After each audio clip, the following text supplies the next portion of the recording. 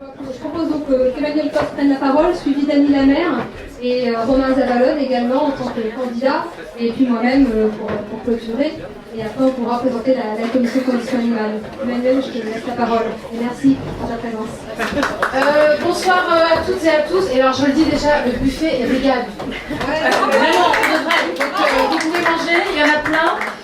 La première chose, mais je pense que vous en avez un peu parlé entre vous avant, il y a eu dans notre parti Europe Écologie Les Verts depuis plusieurs années, mais là, ces 2 dernières années, un travail assez important qui a été fait, qui a abouti à la commission animale qui sera présentée tout à l'heure, mais aussi un travail qu'a porté Pascal, Laurence, qui a aussi porté Jacques et d'autres, qui avait quand même été commencé à être mis en forme au moment, si je me souviens bien, du travail sur le projet de la présidentielle, puisque à l'époque, je me rappelle notamment, Jacques avait porté des textes à plusieurs reprises dans le Conseil fédéral sur ces sujets-là, qui étaient portés parfois par nos militants, mais pas toujours inscrits dans les textes, dans les politiques de nos municipalités, etc., etc. Donc il y a eu une évolution récente assez importante. Et puis là, dans le cadre de la campagne des régionales, où moi donc je porte une liste du Rassemblement écologiste et citoyen, c'est une liste qui est portée avec CAP21, mais qui a aussi beaucoup de candidats qui ne sont pas des militants politiques, qui sont des militants associatifs ou des gens qui viennent du milieu de l'entreprise. Laurence Aveille nous a présenté Lucille, je ne sais pas comment elle s'était rencontrée, certainement à l'occasion de débats sur les questions de la condition animale, et Lucille a essayé de nous rejoindre pour cette campagne des régionales. Ce qui n'est jamais anodin, et je tiens à la remercier, et à remercier aussi tous les autres qui l'ont fait. Alors évidemment, la télé, je bouge. J'adore, je déteste et tu le sais, Jonathan, puisque tu as un malin plaisir à ne faire que des réunions de la télé.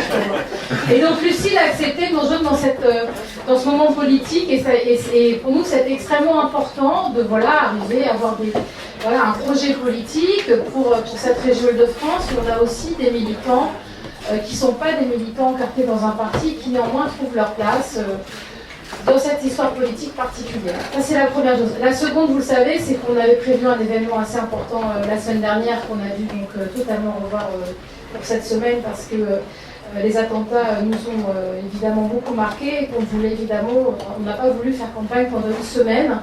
Mais là, il est aussi important qu'on reprenne cette campagne et qu'on puisse développer tous nos sujets, tous nos projets. C'est pour ça que cette réunion ce soir, pour nous, est très importante.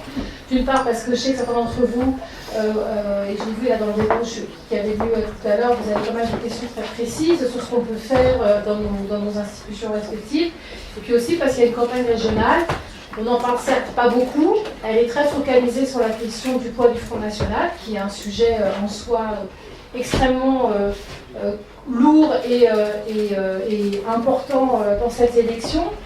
Mais je pense qu'aussi il faut qu'on arrive à discuter de ce qu'on peut faire, dans cette institution, notamment sur la question de la condition animale. Et là-dessus, il y a beaucoup de sujets très différents dans lesquels on peut discuter. C'est ce qu'on a essayé de vous montrer dans le projet. Il y a notre projet global qui, évidemment, il n'y a pas toutes les mesures. Et puis, on a édité ce programme où là, on a repris des mesures vraiment liées à la condition animale. On a fait aussi un petit tract plus court qui est là pour expliquer nos grandes propositions. Pourquoi est-ce qu'on l'a fait de cette manière-là? Parce qu'il nous semble important qu'à côté de ce que l'on porte sur la pollution de l'air, sur les besoins de transport, sur un développement économique qui soit soutenable et durable, on puisse parler de ces sujets. Et c'est très important parce que je peux vous dire, dans l'ensemble régional, c'est extrêmement difficile de parler de ces questions-là. On n'a vraiment pas une ouverture de dialogue très, très fort. On a eu, vous voyez, sur des sujets qui pourraient vous paraître comme ça assez évidents il y a quelques années.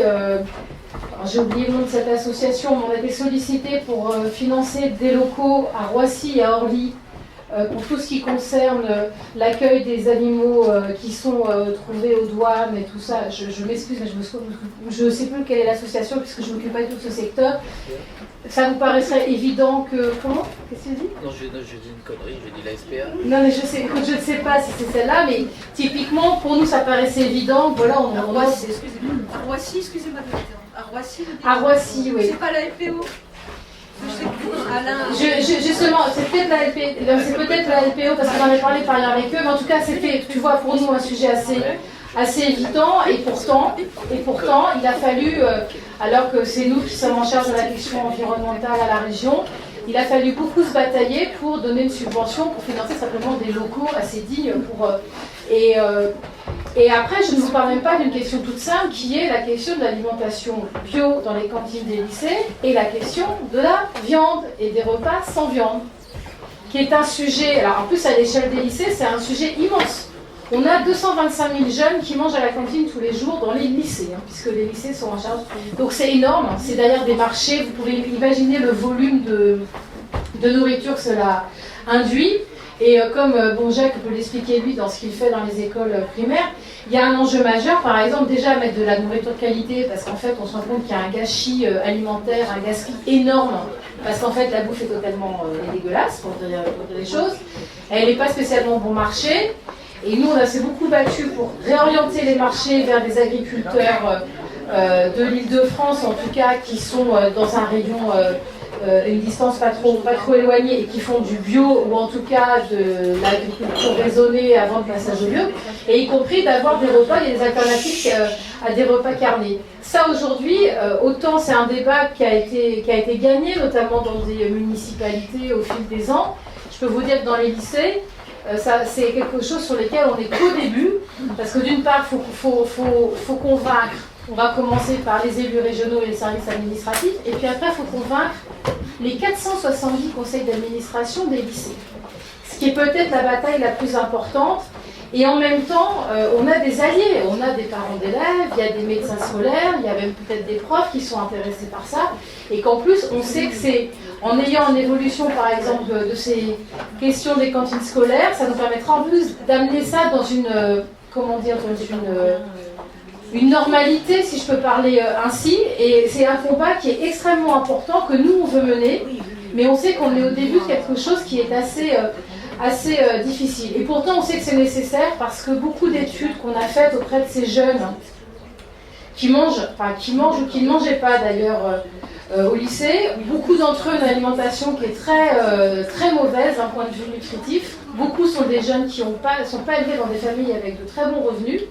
On a vu notamment, et c'est ce qui nous a conduit à faire les cantines scolaires au quotient familial, parce qu'en fait on s'est rendu compte que les jeunes issus des familles les plus défavorisées n'allaient pas manger dans les cantines scolaires parce que c'était trop cher quand les repas étaient sur des tarifs uniques. C'est pour ça qu'on est passé à des quotients familiaux.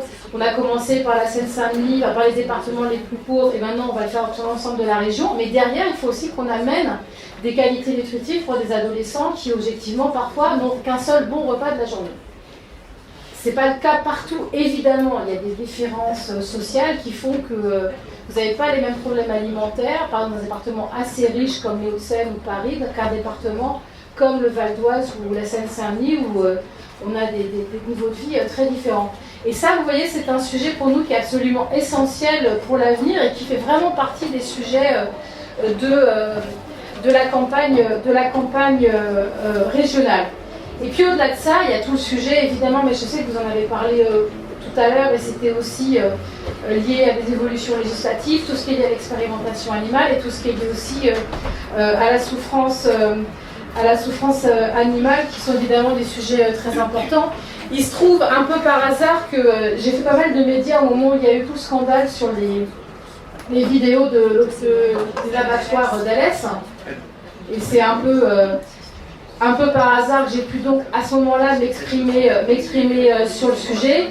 On a y compris nous demandé qu'il y ait des visites inopinées, je dis bien inopinées parce que évidemment ces visites ne sont pas du tout inopinées, et qu'il y ait une mission lancée par le ministère de l'Agriculture sur l'ensemble des abattoirs en France et tout ça. J'ai pas eu l'impression qu'après quelques déclarations, quelque chose ait beaucoup bougé, donc on va évidemment y revenir.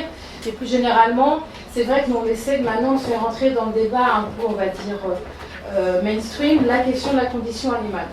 Ça me semble extrêmement important et que ça puisse évidemment devenir un débat, on va dire un débat public, comme on parle comme on aimerait qu'on parle de la question de la pollution de l'air ou par exemple des dangers du nucléaire. Donc c'est ces sujets-là sur lesquels on essaie d'avancer, avec l'ensemble des milieux associatifs qui sont quand même très présents en France et qui nous aident beaucoup, qui nous sollicitent, on essaie évidemment d'y répondre, et puis aussi évidemment comme de poursuivre ce qui a été fait et au Parlement national, au Parlement européen, sur les débats législatifs, parce que c'est pour nous évidemment une question très importante. Donc voilà un peu l'esprit dans lequel nous sommes, et puis qu'on essaie de faire vivre dans cette campagne. Je ne vous cache pas que la campagne, elle est très particulière aujourd'hui. Elle était déjà particulière avant, parce que faire une campagne électorale pour un vote en décembre, quand en fait personne n'a voté depuis 40 ans au mois de décembre dans ce pays, c'est pas ici évident, parce que les gens ne sont pas tout à fait prêts dans leur tête à penser qu'il y a une élection. Et puis là, les événements du 13 novembre font aussi qu'on est passé totalement à autre chose, sans compter que pour nous, la période de la COP21 va permettre aussi de parler de toutes les questions liées au climat, notamment liées tout le sujet notamment de l'élevage et de l'agriculture intensive qui est lié. Et c'est vrai que là, on est dans une phase un peu différente parce que la période fait qu'évidemment, cet élan citoyen sur la COP21 ne permet pas d'avoir exactement les mêmes ouvertures sur le débat. Voilà pour une présentation un peu générale. Je suis évidemment à votre disposition pour répondre à vos questions. Et merci beaucoup.